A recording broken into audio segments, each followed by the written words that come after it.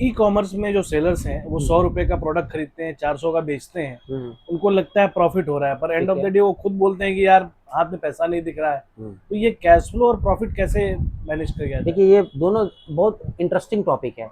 कई बार आपको लगेगा बिजनेस में आपको प्रॉफिट तो हो रहा है, पर हाथ में कैश नहीं है, कैश दिखेगा नहीं, यानी आपका कैश फ्लो नहीं हो रहा है, पैसा कहीं ना कहीं ब्लॉक हो रहा है। या तो इन्वेंट्री आप ज़्यादा खरीद रहे हो जो बिक नहीं रहा है, या इन ट्रांजिट में हो, या अमेजोन व फ्लिपकार्ट वाले पैसे होल्ड करके रख लिए हैं, या डेड स्टॉक में पैसा फंसा हुआ है।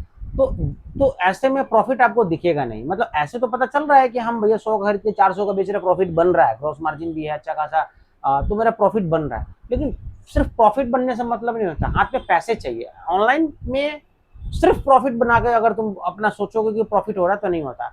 अल्टरनेटली यही हम लोग देखते हैं कि हाथ में मेरे पास कैश कितना है, बैंक में कितना पैसा है, इन्वेंट्री में कितना पैसा फंसा है, अमेजोन फ्लिपकार्ट से पेएबल रिसीवेबल कितना है, किसी सप्लायर को पेएबल कितना देना कितना है, कुछ डेड स्टॉक पड़ा है तो वो कितना है, इन ट्रांजिट में माल है तो कितना पड़ा है, जीएसटी में इनपुट कितना पड़ा है।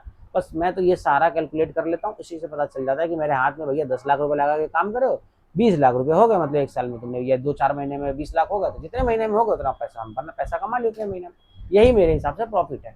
तो कैश फ्लो ही इंपॉर्टेंट है। प्रॉफिट एक्चुअल जो प्रॉफिट तुम निकालते हो, सेलर का कमीशन, शिपिंग कॉस्ट, ये मेंटेनेंस, दुकान के खर्चे, स्टाफ के खर्चे, ये एक्चुअल प्रॉफिट तुमको समझ में नहीं आएगा। कैश फ्लो पे ज़्यादा फोकस करो।